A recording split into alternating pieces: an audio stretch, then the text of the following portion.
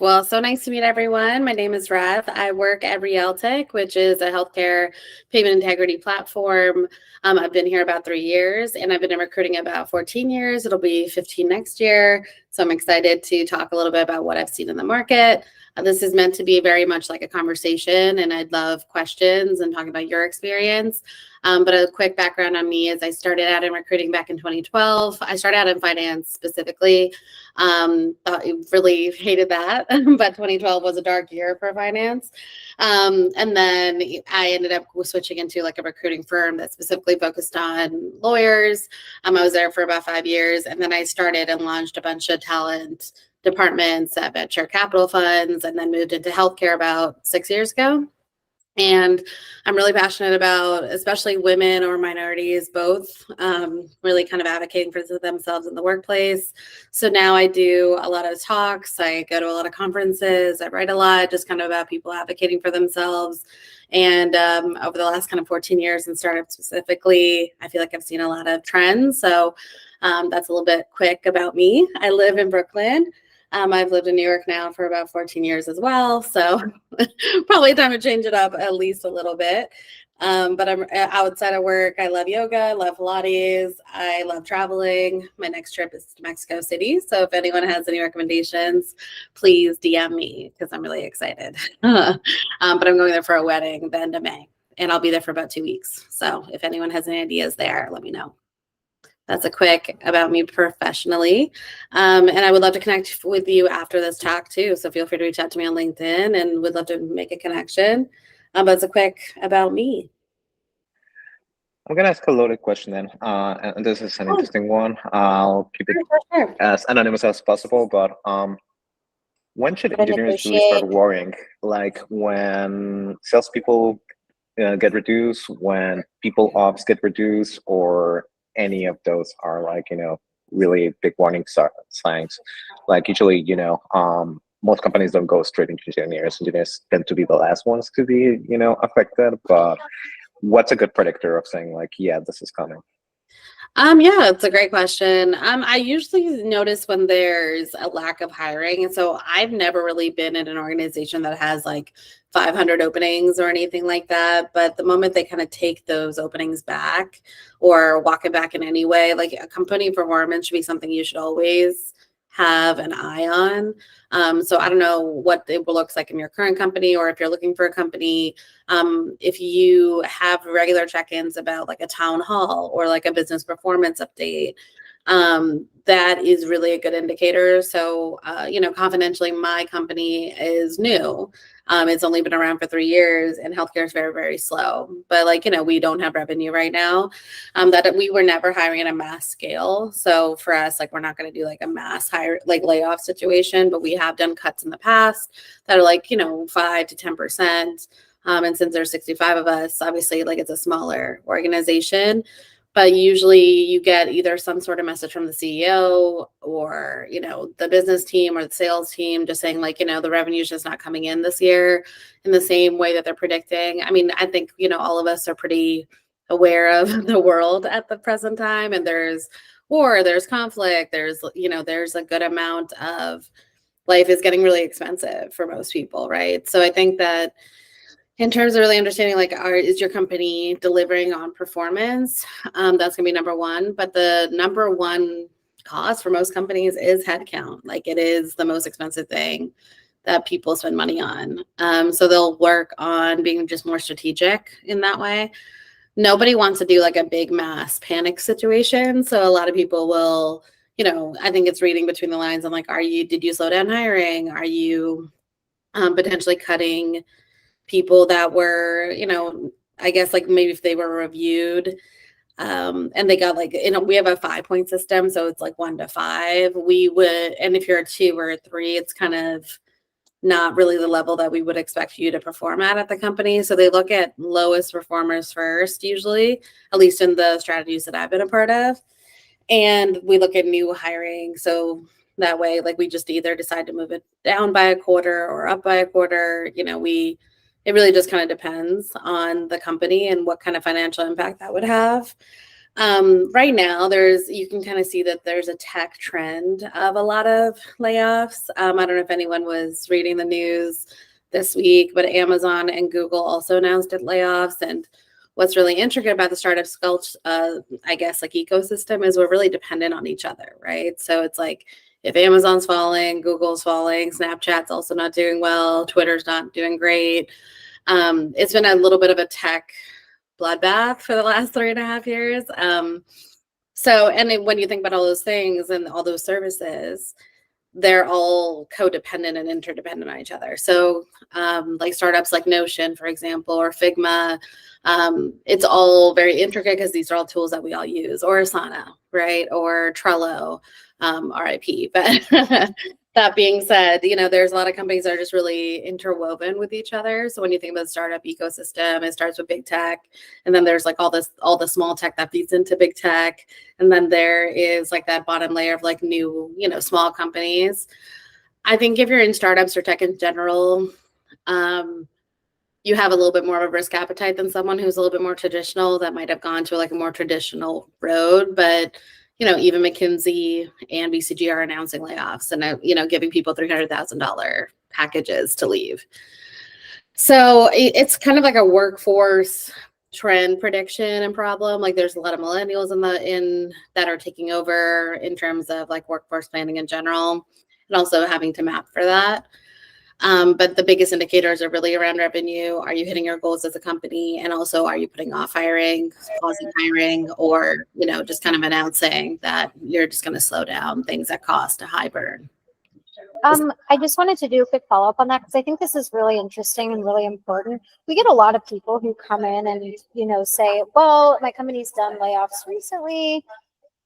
Does that mean there's going to be another layoff coming soon? Or does that mean my company's doing badly? I didn't know my company was doing badly. So anything else that you can share in terms of, I guess there's so many different ways we could break that down, right? But like, I guess one question is, if your company's done a layoff, what does that mean for you? And I'll kind of break it down additionally in the chat.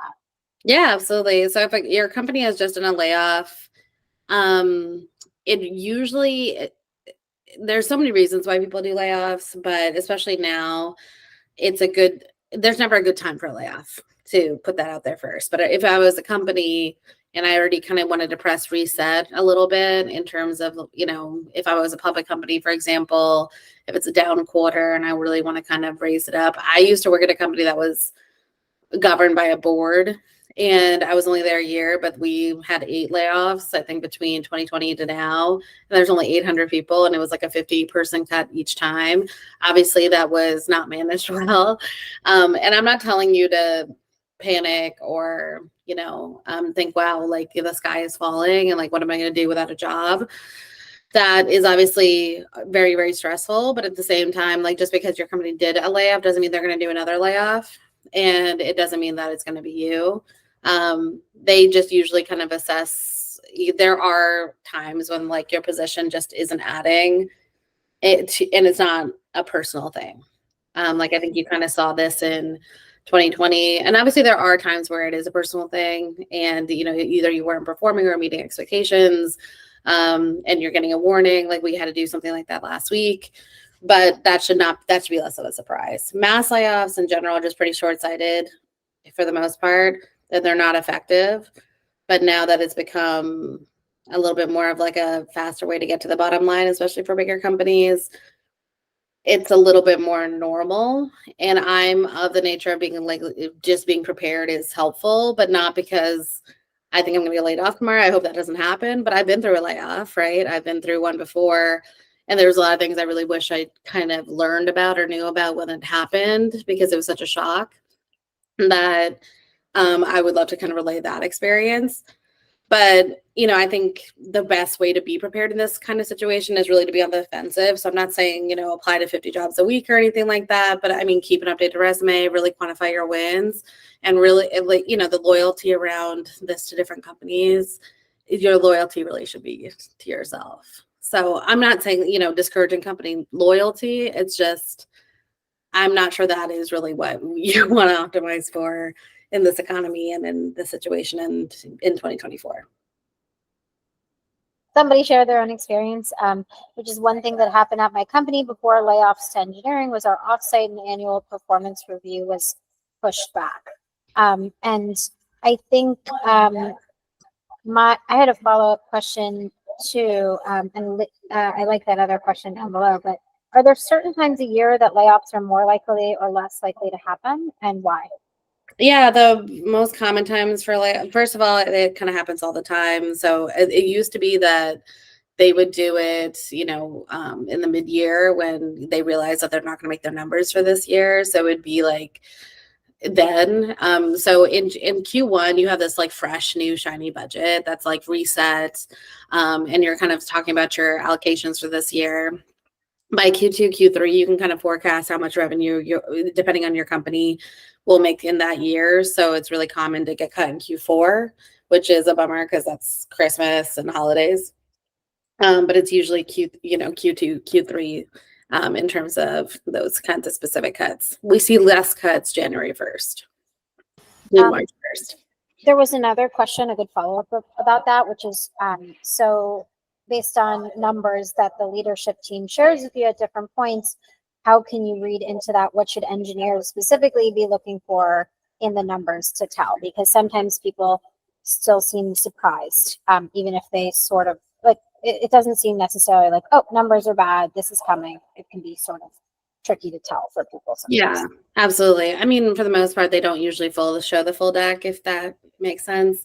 Like you're not really meant to understand the numbers because like finance, essentially you can like have some sort of public facing view and you can have some sort of not public facing view. The not public facing view is obviously really sensitive because like it kind of lists everyone's compensation and how much like we would be running or spending in headcount for the year. Engineers, to be fair, are usually the last cut. This is usually, it's not always, but it's usually last cut because they're relatively hard to find, especially good ones. Usually it's like a cost eating function that gets cut first, which is why recruiting's been so impacted, depending on your outlook on recruiting or, some sort of like cost eating function. Obviously they all have different weights. So someone who's really expensive, but also like maybe not bringing in revenue. So sales is a really common one. Customer success is a really common one. They might matter for the clients but if they're like allocated to a specific number and that they're not bringing in that revenue number, that's another area in which that's easily cut. In terms of the numbers themselves, it really depends on the format that your company is sharing those numbers. We don't give full visibility into our company that like, hey, we have 30 million left in the bank or anything like that. People usually read between the lines when we say that like, hey, we have to, either push out hiring or like relook at ways to optimize or things like that. And I'm definitely, curious if anyone's been laid off or had a friend that was laid off and it was like completely out of the blue, and because that also happens. So that's why, this is like more of a conversation versus like, hey, these are the signs to look for. And this is like what means like that you're going to get laid off tomorrow. So many companies handle it so differently. I will say that if you were really fast growth to hire, it's not really well thought out. A lot of people just kind of overinflated in 2021 when they realized that the pandemic was going to be a longer time. And now they're kind of readjusting now, knowing that they overhired at that specific period of time. There's a lot of good questions in the chat. I'm trying not to take over too much. You might want to take a pause and just read through what's there. Yeah, so we can, take a pause, and I just wanted to write one more and then we'll pick the next one. Yeah, that sounds great. One thing, yes, in terms of our offsite and annual performance review. Yeah, that's a very common sign. If there's like a big offsite or some sort of thing that is getting you guys all together and excited, and that's pushback. I'm not saying that always 100% leads to a layoff, but I think they're just trying to either, optimize in terms of cuts so that people can, we're not getting people really excited for no reason. I've also worked at companies where we kept something because it was already a low cost offsite. So we just kind of kept the offsite, and then, it was for us, it was like a small layoff. It's still a bummer, but like it was 5 people that were also not performing. So I don't think that it was like a huge surprise to them that they were getting laid off. And they were also functions that we never hired again. So we had a QA department and decided to pause on having a QA department for at least 3 years. So it made very logical sense why we wouldn't hire for those roles again. And also, if you are eliminating a certain department or doing a role elimination, depending on your state, legally, you need to a lot of applicants are protected because, like, if your job was actually not being ended for a specific reason, like, this is to minimize risk and legal blowback, but you are, like, California is one of them, you can technically sue if they relist your job. And it was exactly the same thing that you're doing. So that's kind of a fun fact. If my manager didn't relay I was underperforming, then can I assume the layoff wasn't performance related? I was laid off in January, 5th layoff round, and my manager also got laid off, LOL. I was the most junior on the team. So for that specific situation, I don't know that much context on, like, the team itself, but if your manager was also laid off, it kind of sounds a little bit more like it was a team elimination. And, a lot of companies do this as a last resort, right? Because, I mean, hopefully they give you some severance, if any, and, like, it was kind of given. There's also companies that just don't give any severance, which is also really a bummer. It happens more with retail versus tech, but it's kind of, high risk, high reward there. Why don't companies reach out to past laid off employees when hiring again? But a lot of the time, it also depends on the state. We do. So there was somebody we laid off in February just because we didn't have enough volume at the time. But, he would absolutely be my first phone call if I was hiring again and had the right volume.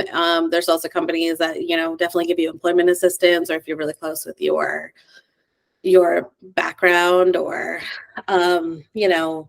if they're close with, like, your network. So I'm really connected in recruiting. I got him like 6 recruiting interviews. I'm not saying all companies do this by any means. But I do think it's a hard decision for the company as well as the employee. And if it's a good company, they're trying to do the right thing. In terms of why don't they reach back out, I'm assuming, like, layoffs are really psychologically hard for the one doing it, but obviously it's worse for the person who's getting laid off. So I've done both. I've laid people off and I've also gotten laid off myself. So most of the time, like, I'm not sure if it makes sense to, like, go back to a company that laid me off. Like, I'm not sure I would personally do that, but that's maybe just because I kind of saw that, like, the way that they, even if they did in a really classy way, it's still a really hard thing to do because it's taking your choice out of that matter. But the reality is people are not hopping the way they used to, and it's not an employer, like, it's not really a candidate market right now. I'm sure it'll come back because it always does. If it's one thing about recruiting, it's very cyclical. So, that in that way, like, whenever there's some sort of down period, I mean, it's just kind of about being patient and biding your time. Like, I'm sure Lexi's probably told you guys that before. It will be a candidate market again. It always is like this when it comes to economics. And I could have been asking on who, depending on who you ask, like, either you're in a recession or you're on the verge of a recession. So it's, definitely always cyclical. Let's see. Yeah, this is one of the things I would say, like, in terms of underperforming, if it's a surprise to you that you're getting laid off, and they didn't mention that it was performance related, it's usually not performance related.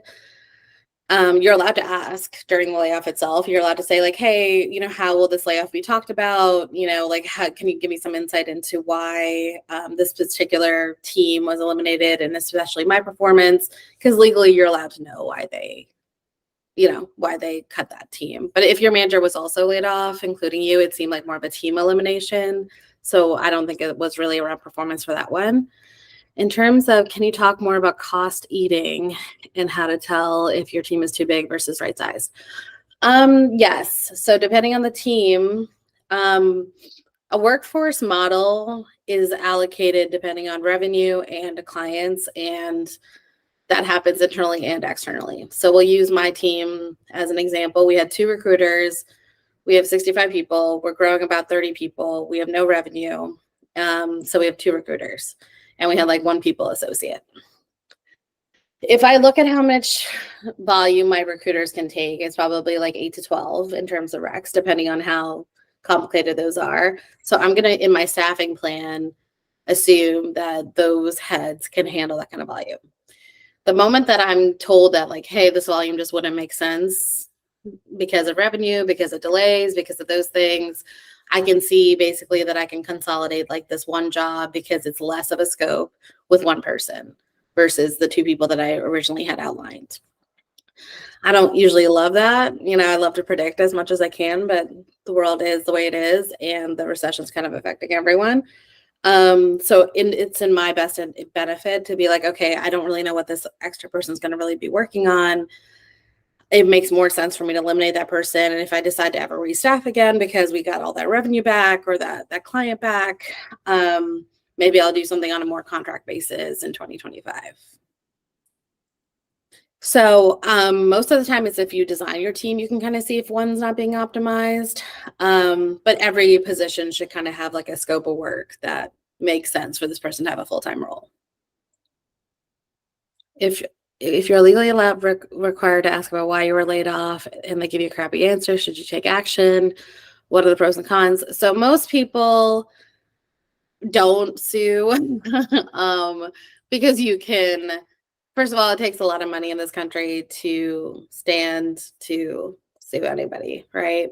And most of the time, like 90% of these cases like end up in some sort of settlement. And unless you have like real evidence, it's really hard to win these kinds of cases, but you're allowed to do something like that's a class action, which is a lot more powerful.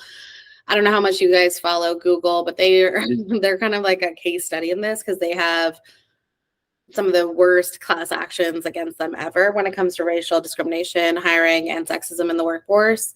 So you can kind of see that like a bunch of women noticed that they were not promoted in time or forced out of the organization. So they all kind of banded together, did a class action, and now Google owes them like, $30 million, which, win for us. But usually that takes a lot of assets to do.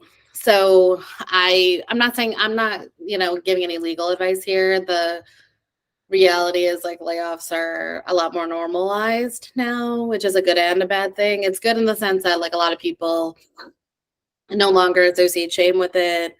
It's much more normal now in terms of downsizing. It's much more of like an easy thing to talk about. And when you're talking to new employers, I feel like there's less of a bias around layoffs now versus a couple years ago.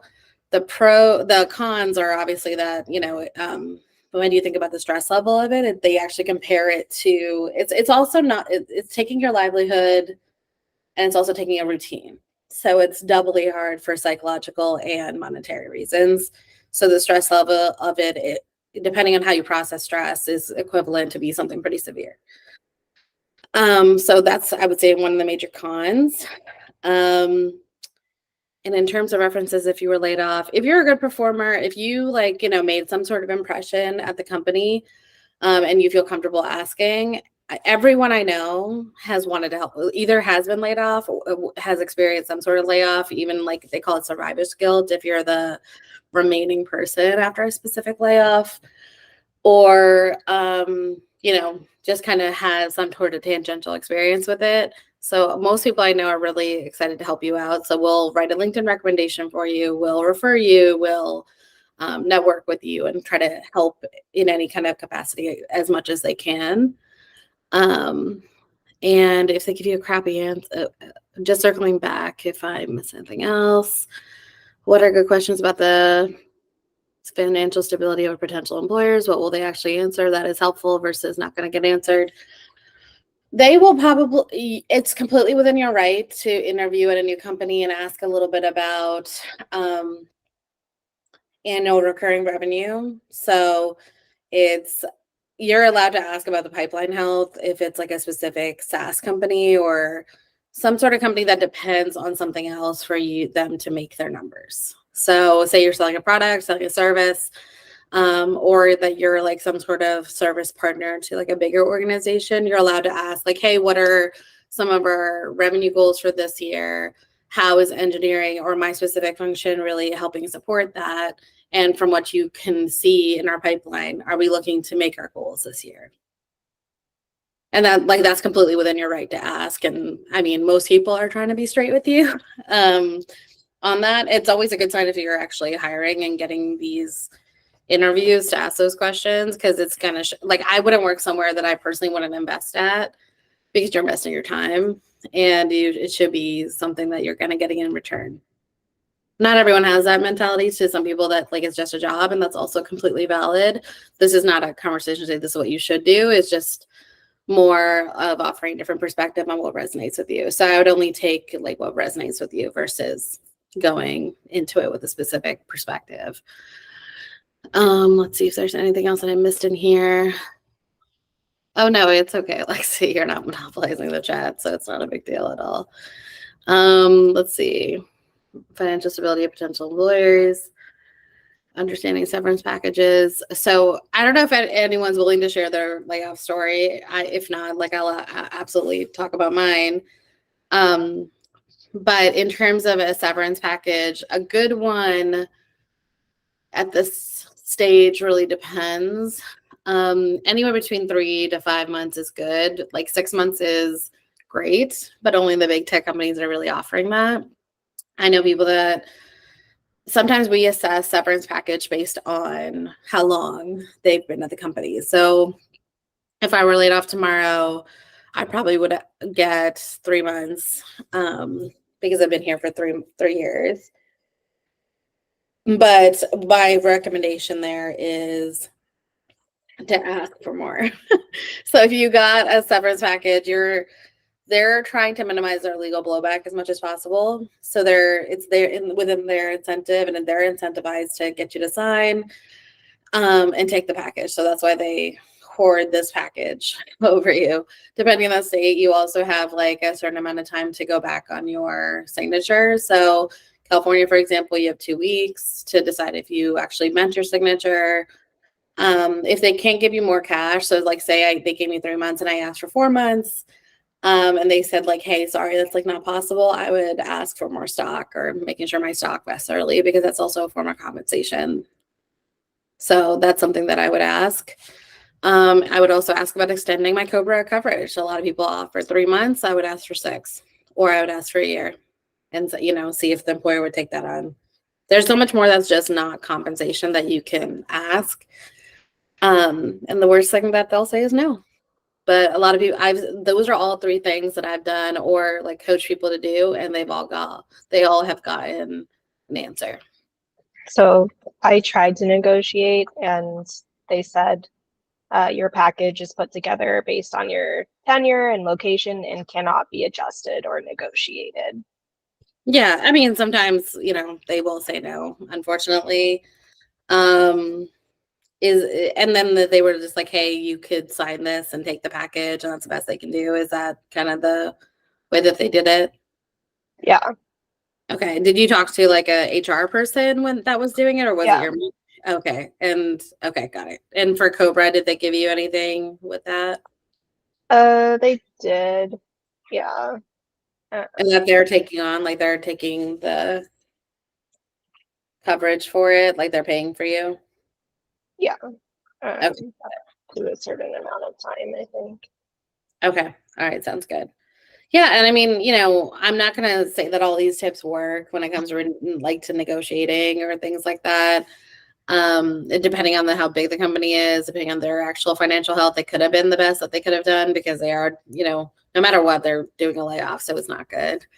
So they probably don't have that much room to negotiate, but there are also companies that do and that can. So it really runs the gamut of, I've also gone, a no before. I've had to say no before. But in this kind of late stage of capitalism, it just it makes sense to try to cover yourself as much as you can.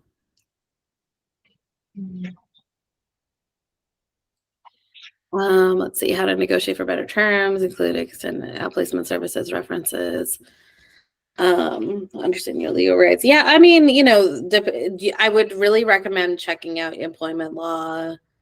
Like there's a lot of specific ones, like by state. California is kind of considered one of the most protected states for candidates. California and New York are probably the most protected. Same with Colorado. There's a couple of privacy ones that are new laws that are coming up in new states, like Georgia, for example, is one of them. Virginia is one of them. Maryland's one of them. So what's really confusing is just kind of around the state dependencies. If you're able to, either have a recruiter in your life or someone in HR in your life that has kind of done this before and that you feel comfortable even having them review it before signing it, or if you have a family lawyer, or if you're able to even, and I know family lawyer is a privileged situation. I don't have one, for example, so it's not like I have like an employment law person that I can go to, but really kind of understanding your rights within the state is really important. It's really important to also know if like they relist the role and if it's a completely different role, or if the scope has changed, then they have like legal merit to eliminate that position and therefore lay you off. But if they're relisting the role and they're just making it more junior, that's like potentially something that you could say like, hey, I saw this, would love to understand a little bit more. Like legally, you're allowed to ask in terms of those things, and I try to get everything in writing as much as possible. So if I had specific questions around my severance package, I would try to write them first, just so there's some sort of paper trail. And excuse me, these people do want to minimize the legal blowback as much as possible. So most of the time they're really interested in making this as easy as possible on you, just so that they're not exposing the company into more risk. You can also ask for your company laptop. That's another one that's it's already kind of a sunk cost for them. It's tax free. A lot of people don't know that. So you can say like, would you be open for me to keep this company laptop? Komodo gave me mine. So I didn't know that. Didn't work for me, unfortunately. I tried. Yeah. Let's see. Why do they want the laptop back? I don't get it. Like, who's gonna use it? Sorry, that's me. Oh no, that's okay. I mean, if we get our laptops back and they're insured, but we would use them again. Like, it's not like it goes to a bad place or if it's getting wasted or anything. It's usually just an easy wipe, and they just want to not have any costs to replace it. Let's say I was at a company for almost 4 years but for only 3 years was counted. Should I ask for 4 instead? I think I might not have understood that correctly. So if you're at a company for almost 4 years, but only 3 years were counted, maybe for severance, maybe that's the question. But if anyone wants to clarify that question, I'm happy to answer it. If they're only counting 3 full years, maybe they're just getting off on a technicality, but you're absolutely able to ask for 4. How do you know if it makes sense to negotiate versus not? I'm a big person to negotiate everything, because I think that if you don't ask, they're never gonna give it to you. That doesn't mean you'll get it. And if you think that the package is fair and it's not worth, the back and forth for you to try to do that, that's also your prerogative. So definitely don't think that you need to always negotiate, but it's kind of like with job offers. I tell people that usually there's a 10%, if you're asking for anywhere between 5 to 10%. When it comes to budgets, it's just in their best interest to settle with you. So in that sense, I do think negotiating is worth it.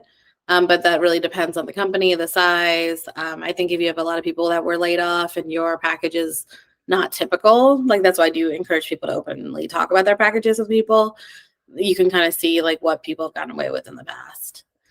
Let's see, because my company fell under warn and provide no advance notice. They paid out the legally minimum amount of severance, and I got 10 weeks because I was there for 6-7 years.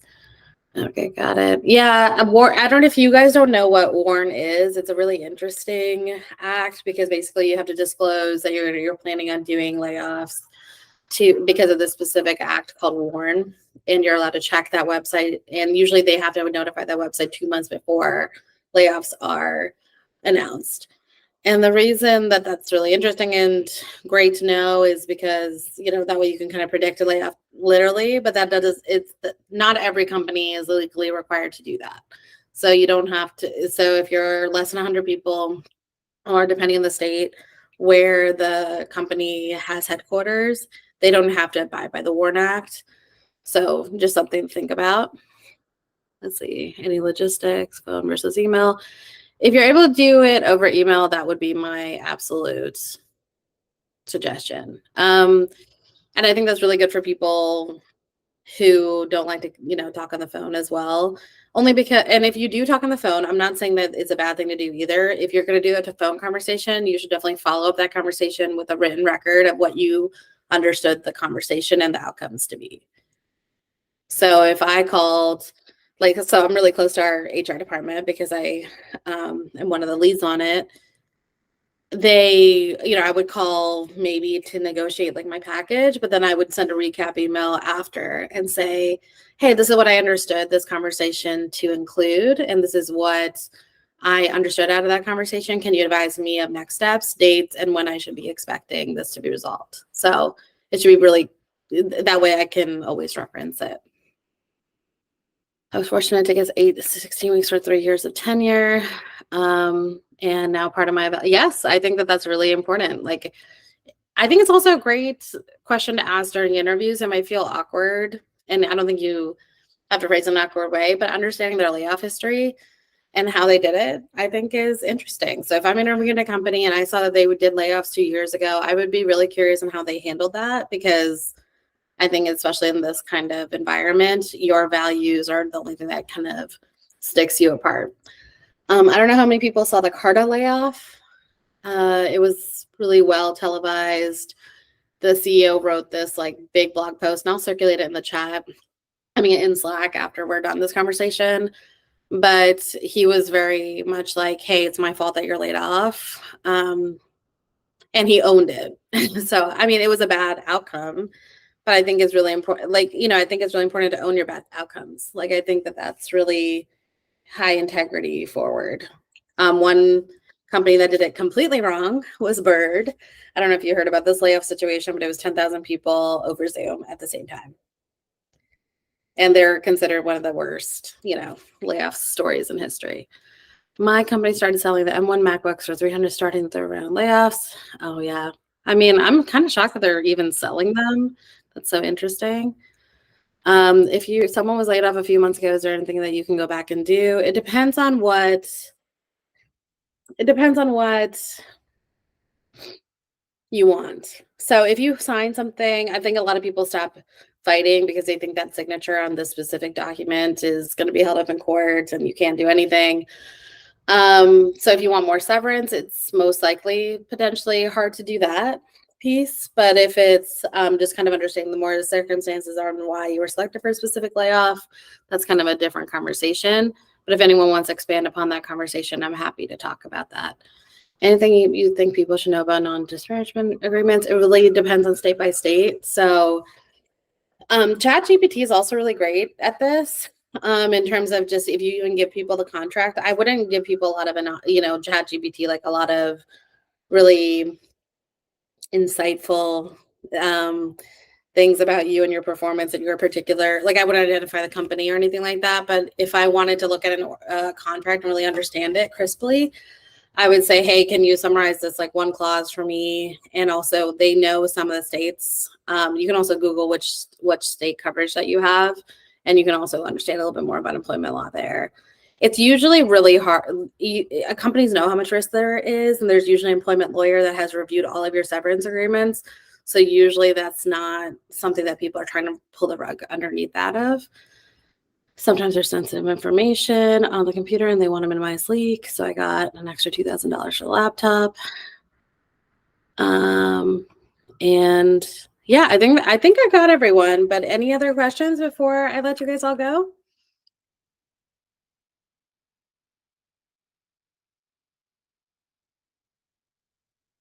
Cool. Well, I will send some, some resources in terms of just kind of follow-ups of this conversation, but it's always great to get so many questions. So I really appreciate everyone's interest. I know it's not a fun topic, but I think it's important to really kind of be prepared to have that conversation and also, be confident when you're giving this conversation to people. So, if I think at some point in your career, people, hopefully not, but 4 out of 5 actually do get laid off or know someone who's gotten laid off or has to do it, lay off themselves. So I just think it's important to be smart. All right, cool. Well, feel free to connect with me after this. And if I can help anyone with their job search, let me know. I would love to help if I can. All right. Thanks, everyone. I will drop and just feel free to let me know if you need anything.